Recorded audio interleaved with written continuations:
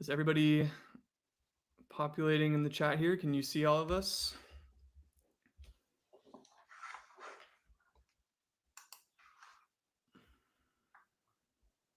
Great, perfect. Yeah, if we just kind of want to post maybe your brand name and where you guys are tuning in from, that would be kind of great to see the cross section of brands and folks who are here.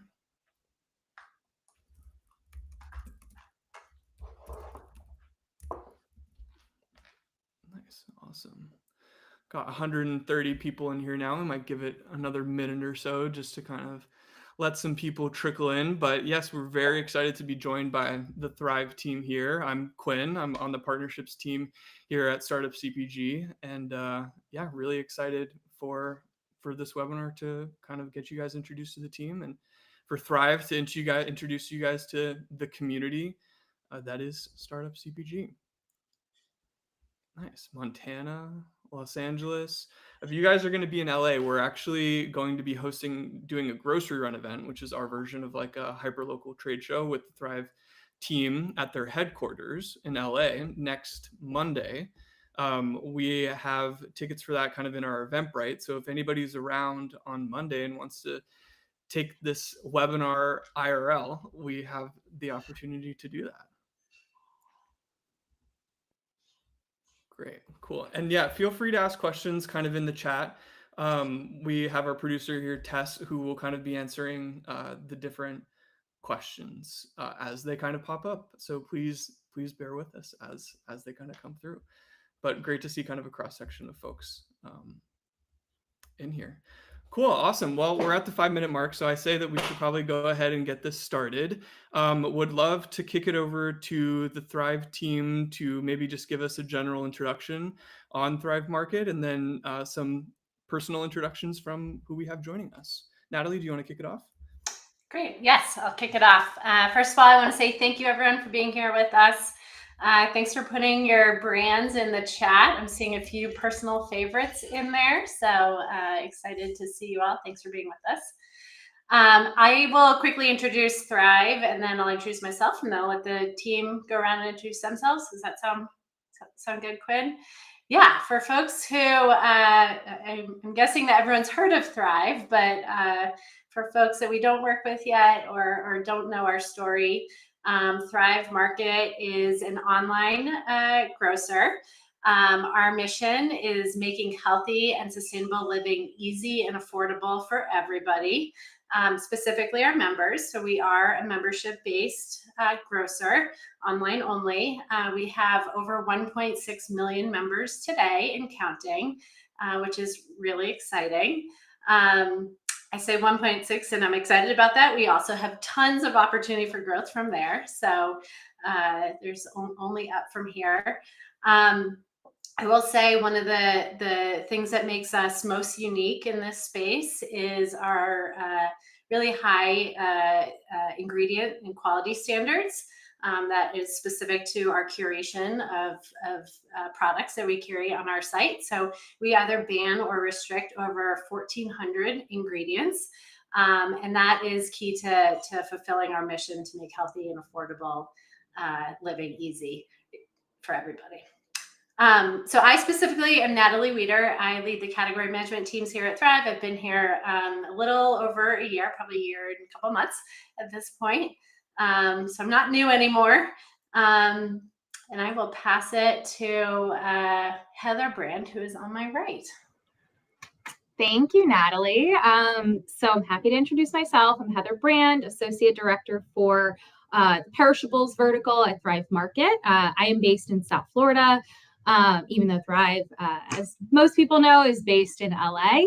I lead our frozen, fresh, and meat and seafood categories and have been with Thrive Market almost 5 years. So I will pass it over to Brooke. Thanks, Heather. It's great to meet everyone. And as Natalie said, I see a lot of familiar brands in the chat. So happy to be here. I'm Brooke Butler. I lead our baby, pet, and household categories here at Thrive and have been with the company since April. Really excited to be looking after those categories. And I'm also based on the East Coast. I am located in Connecticut. I'll pass it over to Twee. Hi, everyone. I'm Tween Nguyen. I'm the Senior Category Manager for Perishables. So I handle frozen and fresh, and I work under Heather. I've been with Thrive for about 3 years and some change, and I'm based in the Bay Area. And just want to say I'm a huge fan of Start CPG. I love going to the events and just meeting all the fun brands. So thanks for having us here. And I'll pass it to Danielle. Hey everyone, I'm Danielle Wold. I'm the Senior Category Manager for Vitamins and Supplements at Thrive, and I've been here for about a year. Previously, I was at Target, and I was there for about 8 years in merchandising in lots of different categories. So I have both the brick and mortar and e-commerce experience. And then I am based in Minnesota. Excited to talk to you guys more today.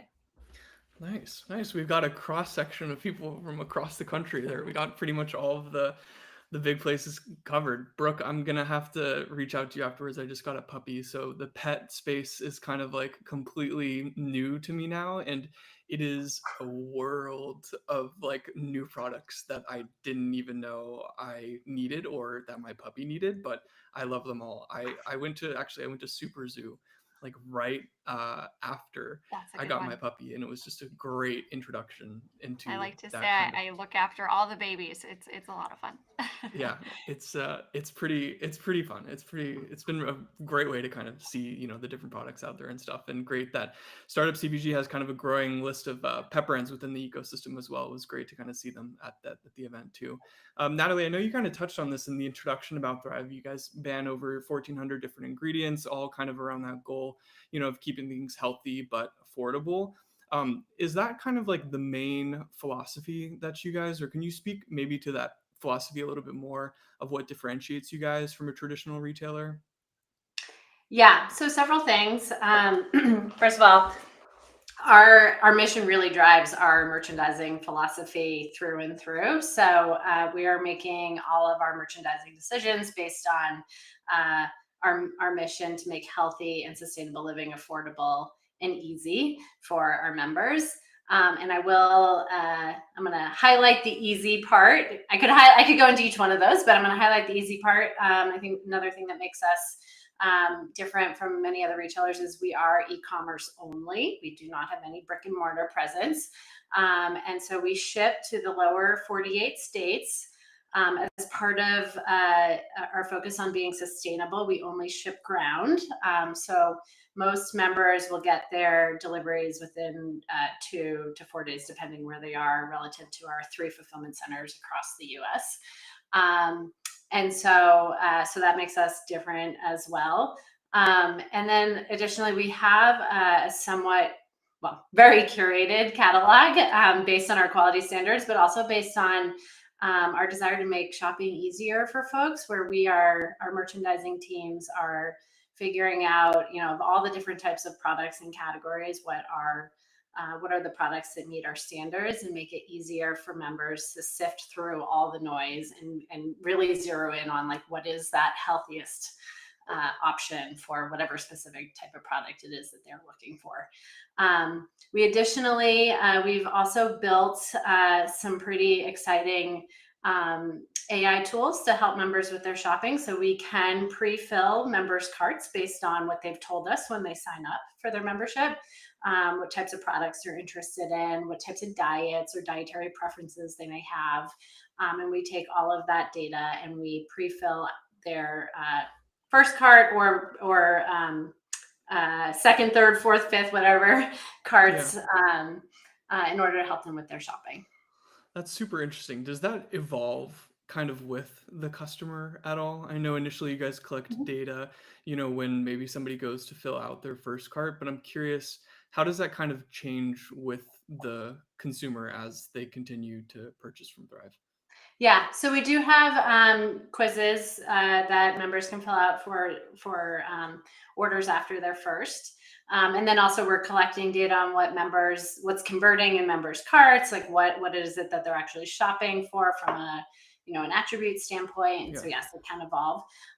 We also ask members to rate, after they've purchased a product, we ask them to rate it and tell us like, do you want to receive this recommendation again or do not? And so we'll take that data as well to ensure that we're Interesting. not resurfacing products that members aren't happy with. And with kind of like the 1.6 million customers that you guys have, how many SKUs do you guys typically carry for Yeah, those yeah. 1.6 million customers?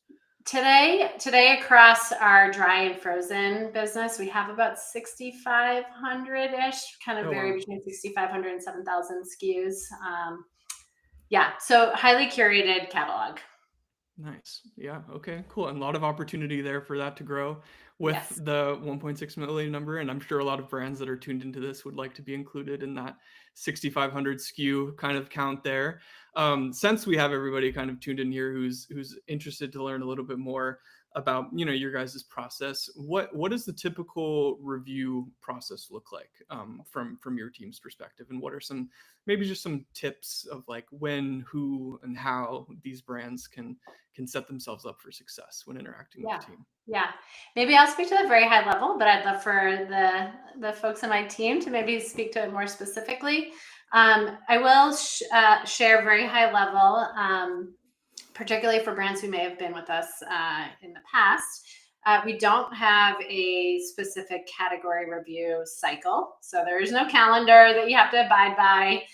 Because we are an e-commerce retailer only, we're not doing shelf resets. So we can add selection at any point in time in the year. Doesn't mean that the category managers themselves individually might have like a schedule just to keep themselves kind of organized and on track. That very much does happen. But we don't have kind of a company-wide calendar that needs to be abided by. And so I guess I'll leave it at there, and then maybe I'll pass it over. I'm not sure who wants to take this one to speak a bit more specifically about what you're looking for in timing for products. Maybe Danielle? Yeah, I can speak to that. Like Natalie said, we don't have a category review calendar, but I am trying to still review like a full category versus brands on a one-off basis, because it just helps me to see it from a full picture. And so even though I don't have a calendar, I just review on a per need basis. And so I will reach out to my full contact list. I think right now I'm reviewing superfoods and greens, for example. So I've reached out to all my vendors in the vitamins and supplement space, or vendors interested in working with us. And then I will let you know that I'm reviewing that category. But I don't have a calendar right now, so I don't know what I'll be reviewing next. But as long as I have your contact, I'll make sure I reach out to you. The next question that I know people are going to be asking is, how can they get on that contact list, or how can they be one of those vendors or folks that you're reaching out to? Great question. I know someone in the chat asked it. We would love for you to go through RangeMe. So that is the best way for us to get in contact with you. It's really easy. We check it on a weekly basis, so you're not just submitting to nothing. I promise we're looking at it. And so from there, we'll let you know immediately if we're not interested, or if we are interested, but we're just not reviewing the category at that time. I save your brand, and then I will reach out when I'm reviewing that category on RangeMe. And just to add some extra context there, we've revamped our partnership with RangeMe. So it's not just, it's not just words that we put to this. We actually, we pull on a weekly basis brands that have submitted to the portal for Thrive Market specifically. We can source from RangeMe specific to categories that we're looking for, specific to product types, specific to even business types. So if we're looking for female founder, if we're looking for any dietary need that we're looking for, we can really curate based on what's submitted to RangeMe. So we can actually, after this webinar, we can share the link, and Quinn and his team can share it out with the group here so that you can see how to submit your brand to Thrive Market through the RangeMe portal. Great. Yeah, that's super helpful. I know that's going to be a question that probably already popped up a couple times in the chat there, and then yeah, you can also meet the entire team next Monday at their headquarters in Los Angeles for the grocery run that we get to do with the team. Just as kind of a good opportunity to put faces to names in this ever more digital kind of world and landscape that we're dealing with, which is awesome. One kind of another larger question for you guys is, I'm sure there might be different takes, but I guarantee there's a lot of data kind of behind this, but who is the Thrive Market shopper? Like as a brand kind of approaching you guys as obviously wanting to work with y'all, who is that person, that customer that a brand can expect to kind of get in front of? Yeah, I can take that. Our member customer has evolved a bit over time, and it's actually been a really fun evolution to experience. We were founded in 2014, so we're an 11-year-old company. When we started, our key member was folks with specific dietary preferences that couldn't find those products at their local grocery store. And over time, as those types of products called gluten-free or dairy-free or keto, whatever it may be, have become a lot more ubiquitous and more ubiquitous at stores and then also in people's homes. Our member has actually evolved with that, and so today our kind of primary member is households with children in them. 75% of our incoming members have kids in the household.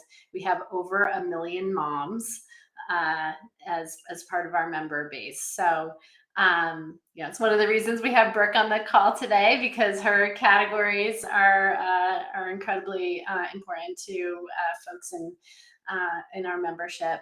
And so, just think about families with kids in the household. We have about 50%, about half of our membership actually doesn't live near a health food store.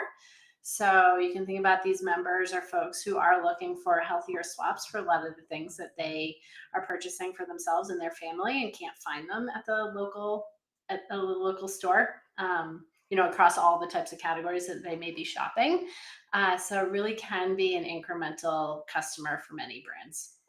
That's really interesting that they're not in close proximity to kind of like a health food store to kind of be able to meet that need that way. And yeah, I mean, that's great if you guys are able to meet that customer within 2 days of kind of your ground shipping and stuff. Brooke, I know that this is a topic that comes up a lot in like the baby space and stuff. And I saw that a brand asked it here kind of more generally, but is there a place where somebody can kind of find a centralized list of the different ingredients that are restricted? Or is that something that a brand would apply and then be notified that they kind of hit that? Yeah, so when you are, and keep me honest, team, when you are submitting on RangeMe, we can actually bounce your product up against our quality and ingredient standards, which is a really helpful first filter for both of us to assess fit. You could also always reach out to your category manager for a really specific list of all of our banned ingredients or restricted ingredients where we would require follow-up documentation. There are some things that are table stakes, like non-GMO. Everything in our assortment is non-GMO. Most of our assortment is also certified organic, but I would reach out to your specific category manager because they'll understand the nuance of how those ingredient standards show up in their category. Gotcha. Okay, super helpful. Yeah, I'm sure it's an ever evolving list too, as kind of more ingredients make their way, and as you guys kind of learn and understand your customer more as it continues to develop, that's kind of like an ever changing conversation. That's one of the things I love so much about it, is that it changes and things can kind of develop and go as community shifts and customers shift, really. This next question is kind of speaking more towards like when brands can reach out to you guys, whether it be through RangeMe or discover you guys at a trade show or an event of some sort. And this probably is different for each one of you here, given the category, but when you're evaluating kind of like a brand pitch, or when a brand comes up to you and has their great product, as people who have seen, I can imagine, countless numbers of products, both in your category and not, what does a great pitch look like to you guys? And maybe to that point, what are some red flags too? I'm happy to chime in first. Oh, sorry. No, go for it, Heather. I think, to me, this sounds like table stakes and maybe almost seems obvious, but making sure that your pitch is tailored to Thrive Market.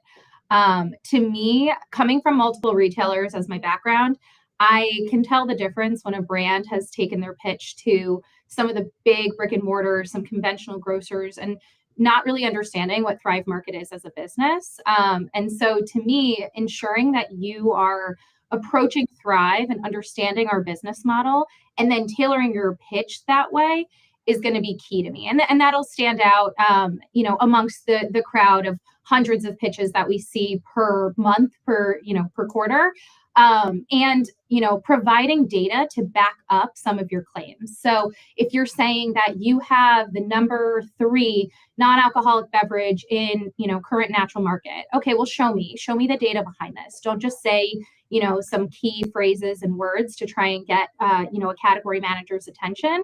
But I think sharing the background is really, really helpful there, because we have access to data as well, but sometimes the brands actually have, some additional background because they have data from the retailers that they've already been a part of, so they can really understand like the white space that they are filling there and how that can apply to Thrive Market.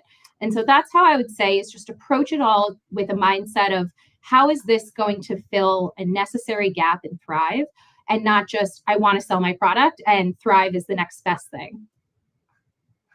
And I'll say that a red flag for me is when a brand can't really answer any questions about their sourcing. That is really key for Thrive. We care about where the ingredients are coming from, if they're sustainable. So when I ask like where are they from, and it's more like a general, oh, we source really clean ingredients. That to me is like you're not really telling me anything.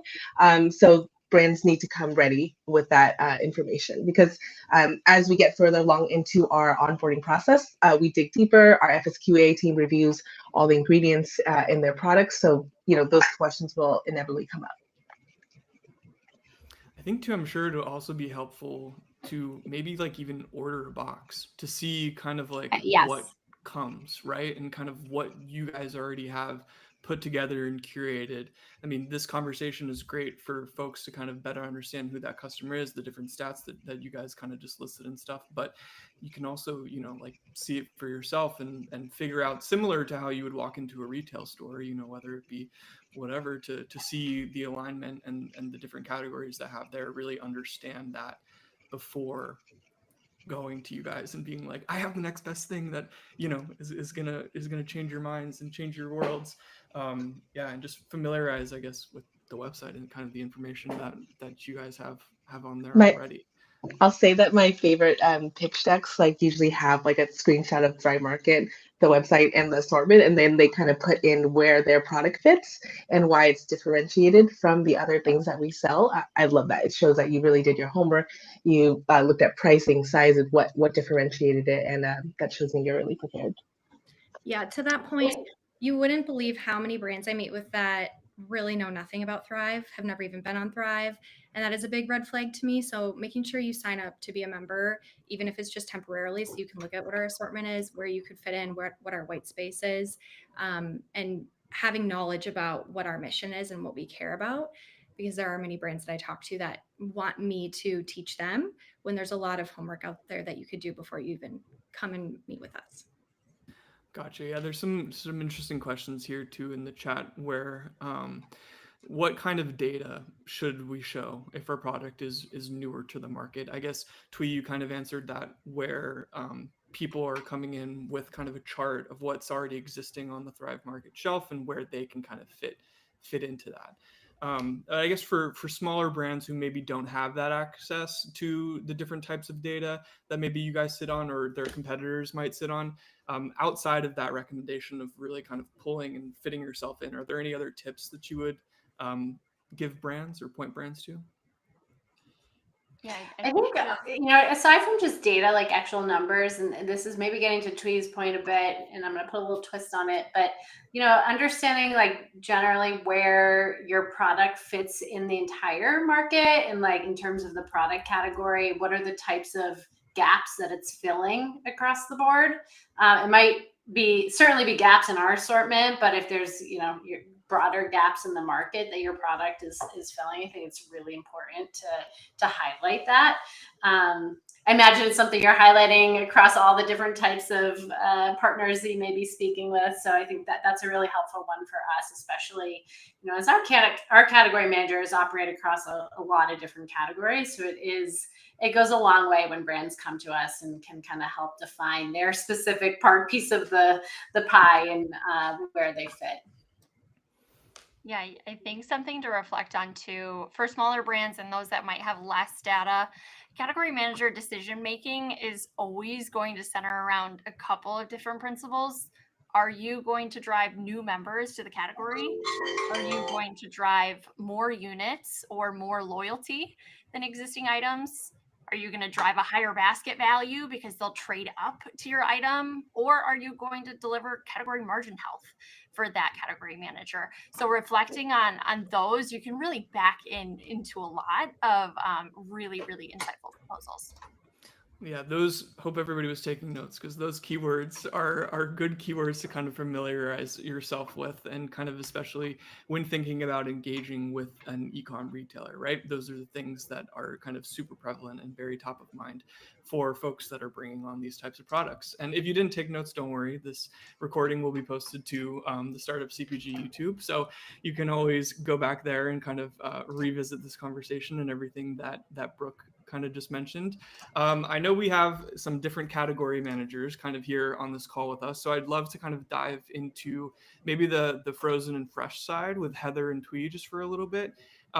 What this is such a broad question, but it's what products, formats, like claims, different pricing is gaining the most momentum with the Thrive customer in your guys' category right now? I'll let you answer that, Heather, since you're off mute. Oh, I thought you were going to take it. Oh, Okay. oh, So no, that's okay. So I would say from what we've seen, we're seeing this movement beyond organic, going into regenerative organic and really driving home the value of where the product is sourced, how it's farmed, and what the value that it's adding to not just the consumers, but to the growers and to the land that it came from. And then obviously we're seeing seed oil free. That is continuing to grow, and I think we're going to keep seeing it. That doesn't mean we are not still sourcing products that have seed oils, but it is something that we are mindful of. And we do call it out on our site so that members who are looking for seed oil free products can source those seed oil free products on our site. Beef tallow, big, added value for those seed oil free consumers. So definitely seeing that pop up in frozen. We see it in French fries. We've been seeing it in just straight up consumption of beef tallow, use on skin in Danielle's, health and beauty world. And then just overall, we're seeing that trend continuing to grow. And then GLP-1 support. So not necessarily selling anything that is GLP-1 related, but driving our members to an assortment that is supportive to the diet and lifestyle attributed to GLP-1 and anything along those lines to make sure that they are getting a balanced and nutritious meal.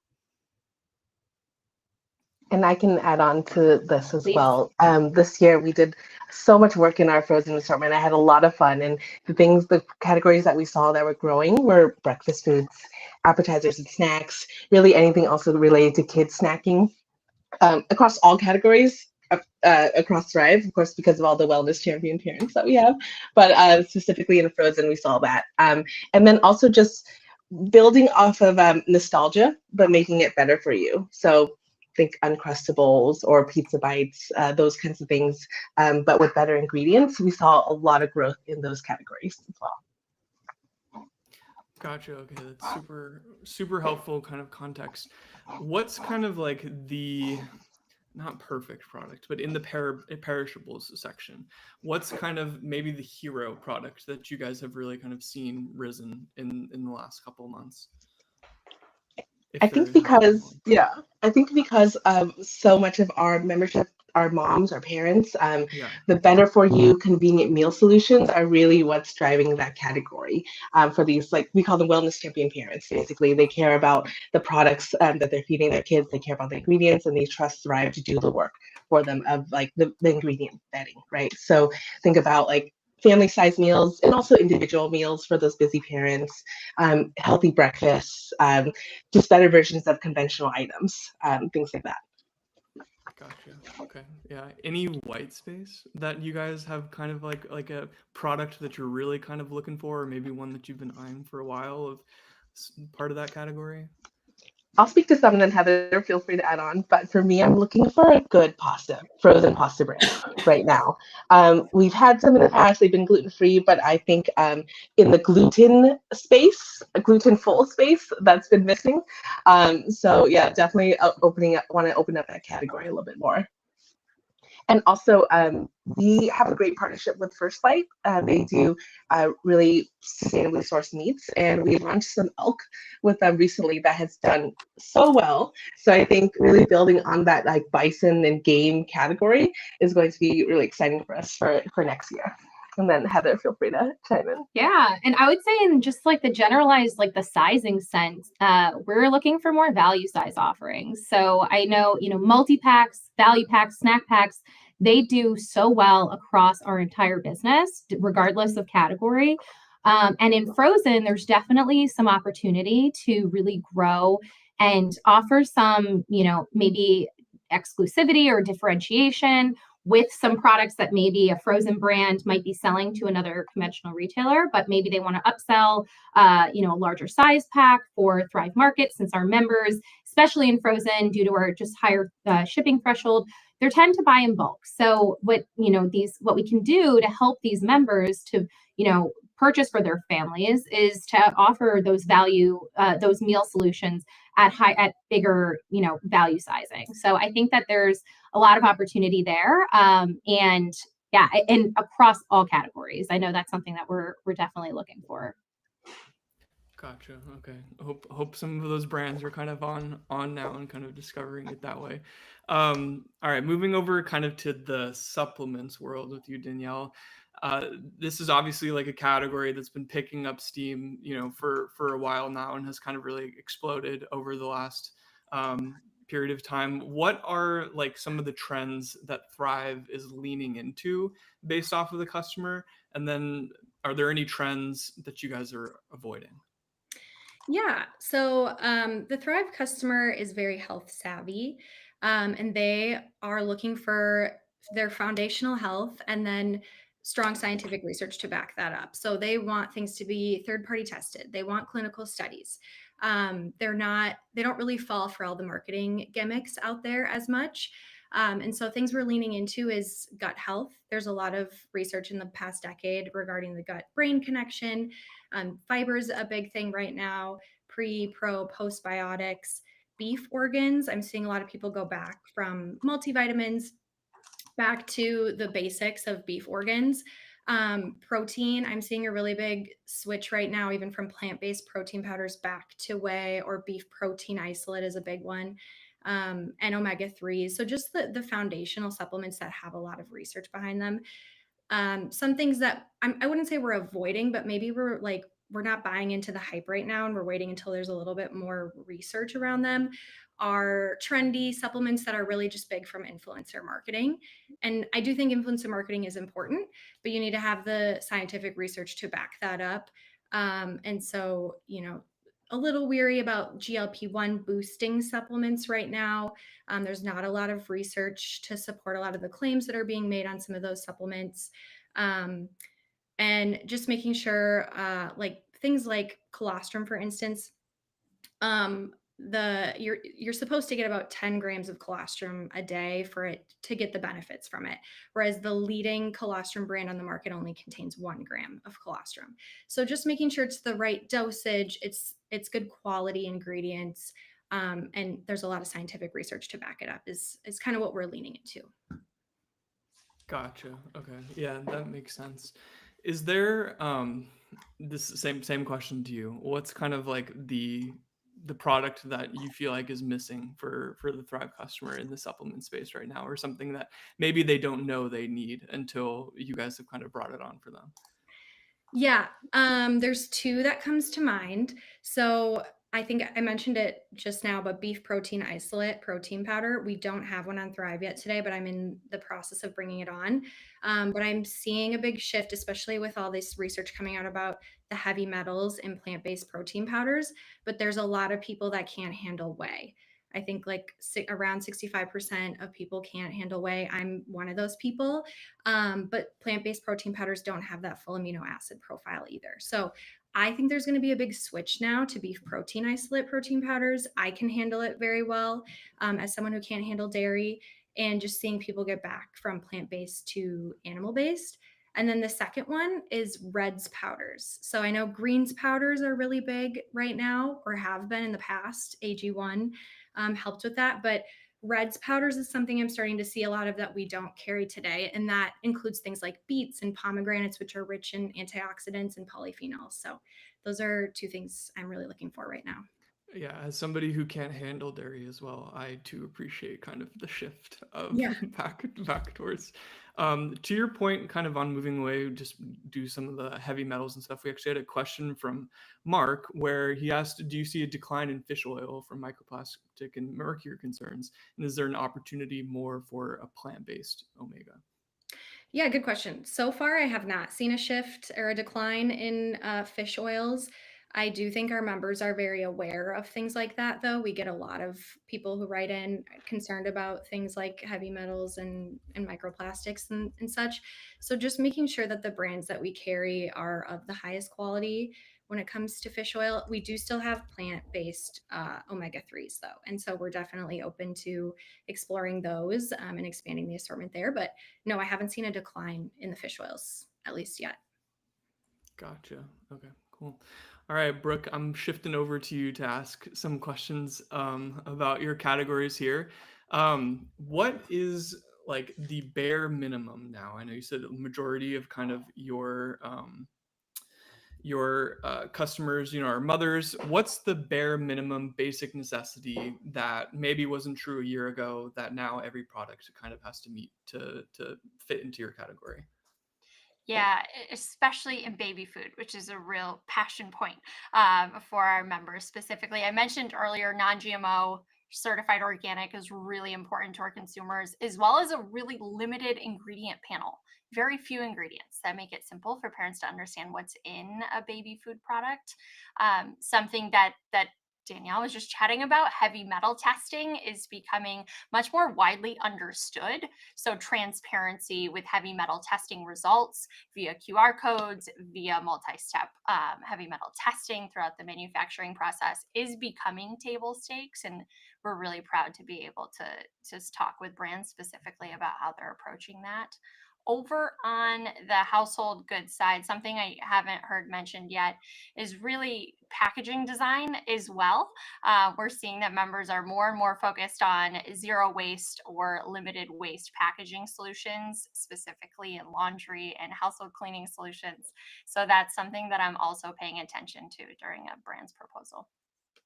Gotcha. Okay, that's a good perspective. I'm going to tag on to Brooke's comment yeah. on packaging more broadly as well. Obviously, the sustainability and kind of environmental impact is very important, but also I encourage folks to think about, like, does your packaging hold up being shipped in a box to a member? So, one of the things that we do see often is packaging gets created to sit on a shelf in a grocery store and then put in people's like grocery bag and move to their car. And that is for some types of products, that's very different packaging that's necessary for shipping in a box to a member via ground shipping. So I encourage everyone to think about, do you have e-commerce ready packaging? And it's for us, but then there's obviously also many other retailers that benefits as well. So it's an important part of the packaging decision. Yeah, That's it's got to be able to. that's especially relevant in frozen, I think, too, because we ship with like 5 to 10 pounds of dry ice. So we have to think about like the fragility of the packaging. For example, we've tried to sell tortillas in the past, but they're very brittle, they're thin, they break a lot. So if a brand comes to us with a pitch, like, we need to look at how their packaging will hold up. Like if they sell a tortilla in a box, I'd definitely love to look at that. Like for any of those startup CPG brands out there. Yes, very important. There you go, tortillas in a box. That's where we're set now. Yeah, it has to make the journey, right? Like you have to be able to get to the customer for them to really be able to understand and try the product. I know y'all had all kind of mentioned this in different pieces, and speaking about packaging, and Brooke, you mentioned QR codes and a lot of different testing that a lot of your customers resonate. where do you guys find kind of the best place for brands to educate your customers on their product? And, as brands kind of become really conscious about all different aspects of the product, what's the best way to communicate that to people who are shopping Thrive? Yeah, a couple things. Obviously making sure we have all the right information on the detail page, or the product detail page. So providing us all that information. We also, we give our members the ability to shop by value, which can be a lot of different things. It can be environmental values, dietary preferences, social values, a whole bunch of things that you can find on our website. And so making sure that we have all of that information and it's accurate. So that's part of the new item setup. Our brands can choose what values are appropriate for them. So that's incredibly important.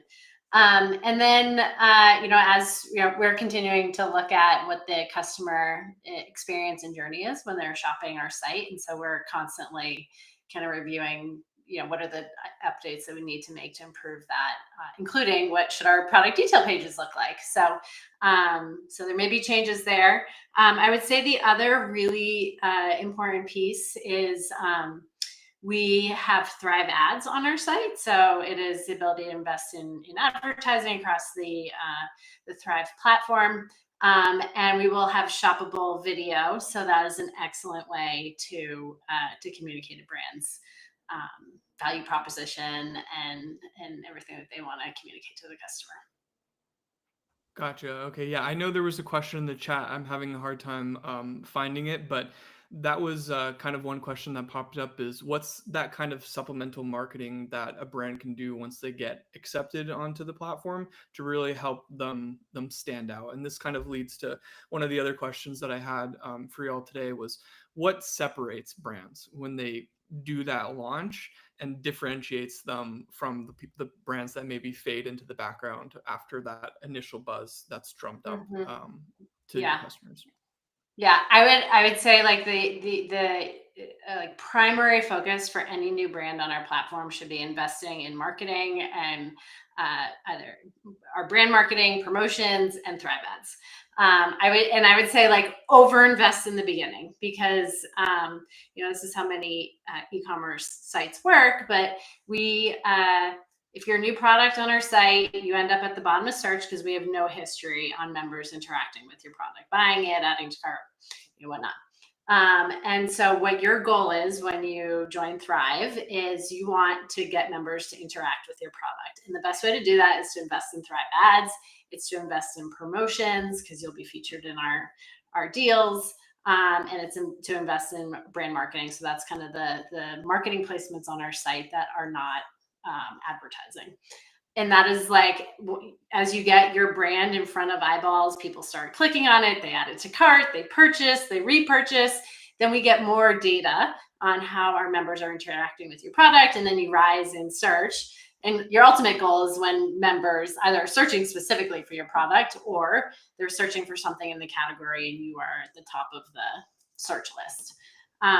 It also, as we get more data on how members interact with products, then it gives you the ability to be added into carts as part of pre-fill when we pre-fill members' carts. And so it is this like very virtuous cycle. So I cannot emphasize enough, like invest in marketing and Thrive ads upfront. That's such good, like insightful kind of feedback on that. And it's so interesting, honestly, too, now that they can get added to carts based off of these kind of preferences, because I feel like for a lot of this discoverability of new products, you don't know what you're missing until it's right in front of you, right? So kind of being able to take that guesswork out from the customer and populating the product right in the cart is a really, really interesting value prop, both to the customer, obviously, but to brands too, that have the story to tell and are trusting you guys with that story. Now they're able to be matched in maybe a more direct way without kind of the main heavy lifting of the education that we were kind of used to seeing brands having to put in. Mm-hmm. Glad we got to speak on that kind of initial like over investing when they reach onto the platform. What are some other things that brands should kind of consider and contribute in that pre-launch, and in the first 90 days of being listed in a new brand on the site? I can take that one. I just from my experience at Target and then coming to Thrive, something I've noticed about working with bigger brands compared to smaller brands is it seems that brands are sometimes smaller brands are a little bit more reactive versus proactive. And so I don't think a lot of brands realize this, but you can reach out to us and ask how you are doing. In the first 90 days, it's really great if you do, and just see how you're ranking, how you're performing, what could you be doing better to boost your performance, reaching out to set up a quarterly meeting or something just to show interest and show that you want to be successful on Thrive, where I don't always feel that from brands. I think the hardest part is to just get on Thrive and then they can just coast from there. It really, the hardest part starts once you get on Thrive, and you need to continue to grow your business. You need to you need to drive like education and awareness of your brand on Thrive, and so our members know that you exist. So that'd be my biggest takeaway in the first 90 days. I think tacking onto that, I love that point. A lot of brands, we are giving you what success looks like up front. X units per week is successful in this category. Proactively reaching out, I have a few really great examples of brands saying, hey, you told me this is what success looked like. We're 6 weeks in. I'm performing at this. Here's what I think I should do in order to improve my trend. What do you think? Do you have any feedback? Proactively owning that relationship on behalf of your category manager is really, really important. We have hundreds of brand partners, so owning your success is critical. And to Danielle's point, you don't need permission to talk to us once you're on board. We're partners. The other thing to think about, and something that, again, don't ask for permission to do this up front, your assortment positioning, whether or not we like to think it, who else is on shelf has a big impact on your success. And you've heard us talk about curation and clarity of aisle. So considering whether or not exclusivity is important to you for your success is something you should really think about in your proposal. I don't think I need multiple disposable straws as an example. So in your proposal, considering what you might be willing to invest to be an exclusive solution for us is really going to go a long way in your success. You won't be having to fight for people to trade to your brand. You won't be fighting an algorithm for consideration. So just something else to think about. If you feel like you have a right to win in any given segment, who else is on shelf will have a big impact on your success. Gotcha. I just wanted to highlight this question real quick from James here. He just said would love to understand a little bit more about getting higher visibility on the site and maybe a little bit more specifics around over investing when initially listed on, since there's a lot of different considerations that brands, have to come in when listing with a new retailer. I'm sure, you guys set up calls and there's different metrics and success driven goals and milestones and KPIs that you all want to hit. Is that kind of laid out pretty clearly from your all's team when engaging with the brand and the milestones are set in a clear and defined way? I would love to kind of learn a little bit more about that. I'm happy to take it, but does anyone else want to? So I was just going to say, I'm happy to chime in here a little bit, but, and Natalie, if you have anything to add, in terms of over investing or how to really set up for success, if that's the question here, I think it also goes back to how would you support your brand if you were launching in brick and mortar that we do differently because it's e-commerce. So think about we do GWPs. So a big way for us to get and drive customer trial is our GWP program. So gift with purchase. And yes, gift with purchase. But we don't have in-store demos like Whole Foods and Sprouts and other retailers. We don't have off-shelf displays. We don't have, refrigerated bunkers and end caps that can promote these brand stories and highlight specific SKUs that are new to market or call out, this is a local product here that you're paying for that display. So the way that we do it and the way that we capture our member is by doing GWPs, is by, funding Thrive ads, by supporting, our brand marketing initiatives and tentpole campaigns. So I think what it, to kind of explain, I guess, a little bit about the over investing piece, it's how would you basically take that spend that you are going to take for, I'm sure you're proposing your product to these other retailers, and they do require the free fill, or the slotting fees, and all these other components to do business with them. What's different about Thrive Market? We are, trying to drive customer trial through a completely different mechanism. And when we are building that initial momentum through GWPs, through that new item marketing, or just overall campaign participation, that is key to build that trial and to drive that repeat purchase. And so we also have auto ship, or recurring, our recurring ship model. So, participating in our recurring program where we are offering, a 5 or 10% discount to our members to, select an item to be on repeat purchase, where we will basically automatically reship select SKUs that they've decided, and weekly, bi-weekly, cadences. It could be monthly, etc. And, those are all components that our brick and mortar competitors just don't currently have. So it's really just about shifting that expectation of the investment, where you would already expect to be paying for those in-store demos, those, off-shelf displays. Like, we don't have that. So how can you reapply your budget towards Thrive Market and an e-commerce partner like us? I think that's super helpful context and kind of really interesting to reshape the differences between thinking about traditional retail and kind of the process for engaging with you guys here. And I think it's like really important to highlight, underline, bold, a comment that was made earlier. Brooke, I don't know if it was you or Danielle, but like, the hardest part is not getting onto Thrive. It's like being successful on Thrive. And it is absolutely possible, but you can't be, most brands cannot be successful by just getting onto Thrive and then doing nothing, ignoring it. We are like, this is not a store shelf that people just walk by and like happen to see your product and like pick it up and look at the packaging. Like, that's not happening here. So if you're not investing in getting eyeballs on your product on our site, you will fall to the bottom of search, and it'll be hard to be successful. This is not every single brand, but I would say the vast majority, like, you have to overinvest in getting eyeballs on your product on our site. And it's through the mechanisms that Heather mentioned. Our gift with purchase, so that's a free gift that members get to choose when they make a purchase.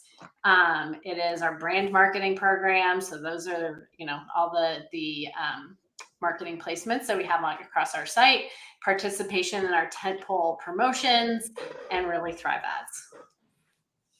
And I think too, what Brooke mentioned earlier, which is really great when there's a great team, like it seems all of y'all are, is that brands can be proactive with the data and the information and bring it to you all for your perspective and your ideas of how you can help them kind of along the curve as they hope and wish to stay with Thrive Market.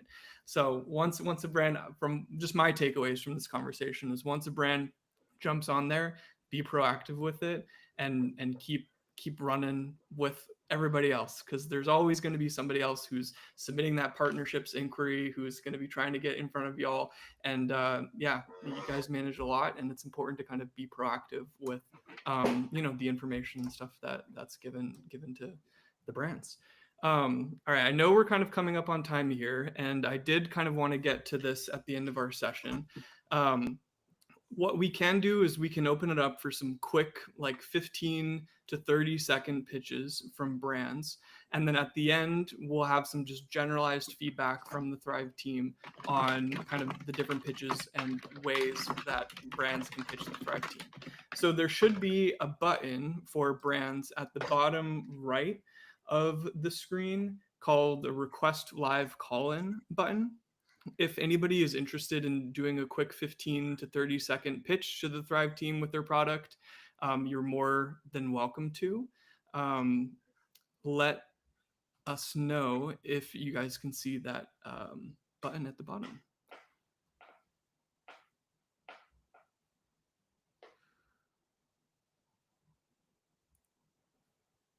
maybe there isn't. If there's not, Quinn, can I add one more thing Yeah, absolutely. to think about as you're launching on Thrive, just for success? We did not mention anything about supply chain and the actual operations of getting products into our fulfillment centers. So that's also very important. So I don't want to ignore that piece. But so I'll just very quickly share like the things to be thinking about. We ship products from 3 fulfillment centers across the United States. And as of right now, our selection is national. So we want to have that product in all 3 of those fulfillment centers.